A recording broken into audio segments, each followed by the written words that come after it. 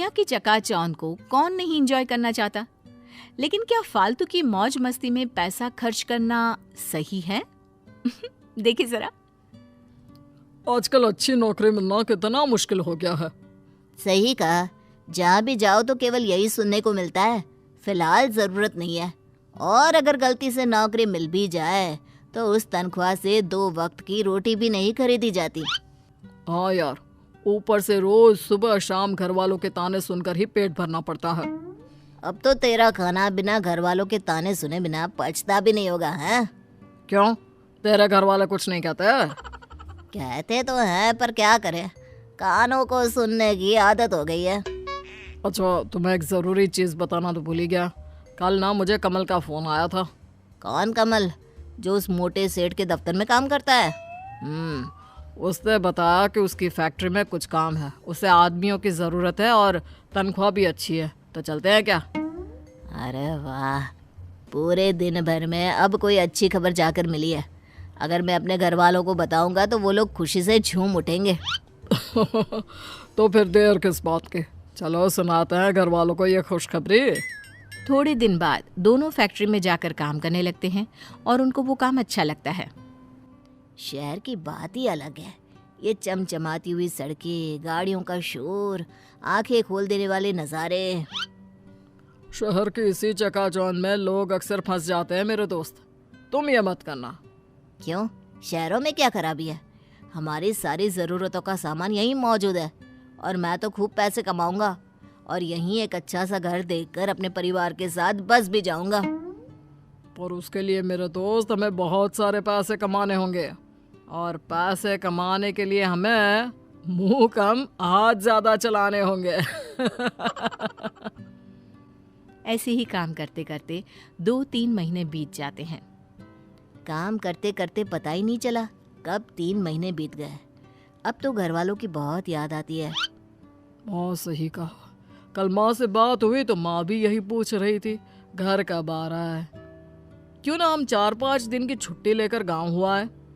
और हाँ, उससे पहले एक दिन बाजार जाकर घर के लिए कुछ सामान ले आएंगे। गांव में तो आधा सामान मिलता है, आधा नहीं।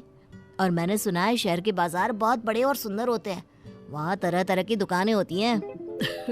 ठीक है, कल छुट्टी की अर्जी देने के बाद बाजार चलेंगे।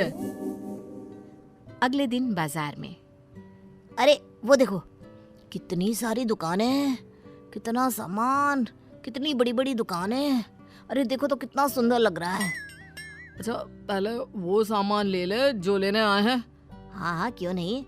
फिर उस दुकान से शुरुआत करें क्या? नहीं नहीं, मुझे लगता है उस दुकान से, वहाँ से हमें सस्ता और अच्छा मिलेगा। और तुम्हें ऐसा क्यों लगता है? क्या वो दुकान तुम्हारे रिश्तेदार की है? नहीं, तुम्हारे। अरे दिमाग के पैदल इंसान, क्योंकि वहाँ पर ज्यादा भीड़ है और दुकान में डिस्काउंट का ऑफर चल रहा है। तुम्हें तो सब पता है यहाँ के बारे में। अब चलोगे भी? हाँ हाँ चलो। अरे बस भी करो, कितना सामान लोगे? चलो ना, उस दुकान में भी देखते हैं। सारा जरूरत का सामान तो हम ले चुके हैं, अब तुम्हें कौन सा सामान चाहिए? जब हम दुकान के अंदर जाएंगे तभी तो पता चलेगा कि हमारे पास क्या नहीं है। बस ये आखिरी दुकान है, इसके बाद सीधा घर चलेंगे, ठीक है? ठीक है, पक्का। अब चलोगे भी अंदर? तुम्हें नहीं लगता कि तुमने आज काफी खरीदारी की है? मुझे तो और भी करनी थी, पर सोचा आज के लिए इतना काफी है। मुझे तो लगा कि तुम थोड़ी देर बाद मुझसे पैसे मांगने लगोगे। अरे वो तो मैं भूल ही गया था। मजाक कर रहा हूँ। फिर कभी आएंगे। आज सच में बहुत मजा आया। वैसे घर वाले अपने लिए तोहफे देखकर बहुत खुश हो जाएंगे। खरीदारी तो हो गई भाई, अब पेट में चूहे दौड़ रहे हैं, चलो कुछ खा लेते हैं। ठीक है, चलो वहीं खा लेते हैं। खाना कितना अच्छा था, मेरा तो पेट फुल भर गया है। रोजाना कैंटीन का वो बेस्वाद खाना खाकर मेरा मुंह भी बेस्वाद हो गया था।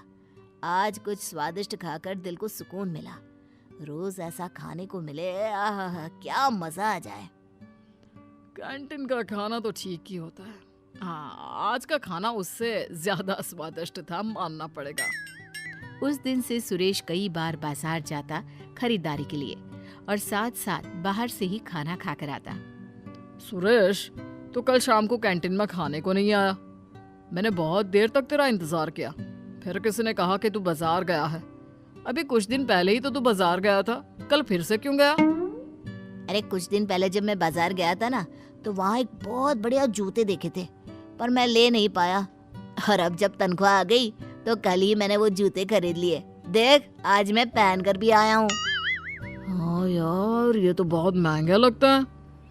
लग कैसे रहे? आजकल ना मार्केट में बहुत चल रहे हैं, ज्यादातर लोग यही जूते खरीद रहे हैं। लेकिन तुम्हारे पास तो जूते हैं ना, तो फिर ये नए जूते क्यों? अरे क्योंकि ये आजकल ट्रेंड में चल रहा है। छोड़ो, तुम नहीं समझोगे। लेकिन तुम अपनी सारी कमाई बेफिजुल की चीजों में खर्च कर रहे हो। बेफिजुल कहा, जूते ही तो लिए और एक आध सामान बस। कुछ दिनों बाद अरे वहाँ के छोले पूरी इतने अच्छे थे, इतने अच्छे थे, क्या बताओ सच में। क्या बता रहे हो? जरा हमें भी बताओ। कल ना मैं बाजार गया हुआ था, वहाँ मैंने छोले पूरे खाई, बहुत ज्यादा स्वादिष्ट थे। तू कल फिर बाजार गया था? तुझे नहीं लगता तू कुछ ज्यादा ही बाजार जाने लगा है और बेफिजुल की चीजों में अपनी कमाई उड़ा रहा है? अरे तू फिर से शुरू हो गया।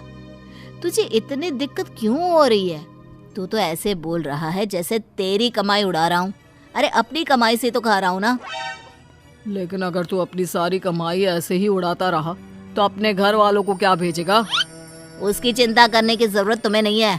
बड़ा आया मुझे भाषण देने वाला। उसके बाद से सुरेश राम से दूर रहने लगा।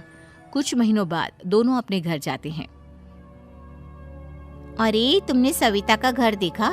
उसने कितना शानदार घर बनवाया है। हाँ, मैंने देखा। जैसा मकान शहरों में देखने को मिलता है ना। मैंने सुना है उसका बेटा राम शहर में नौकरी करता है, उसी की वजह से वहाँ एक पक्का मकान बनवा पाए। अब हर किसी की किस्मत सविता की तरह थोड़ी ना है। इतना मेहनती बेटा, नहीं तो काम तो सुरेश भी वही करता है, पर क्या करे, उसने अपनी सारी कमाई फिजूल की चीजों में खर्च कर दी। दूर से सुरेश सब बातें सुन रहा होता है। काश मैंने तब राम की बात मान ली होती तो आज ये सब सुनना नहीं पड़ता। अब पछताने से क्या फायदा दोस्त? तुम अपना पैसा फिजूल चीजों में बहा चुके हो।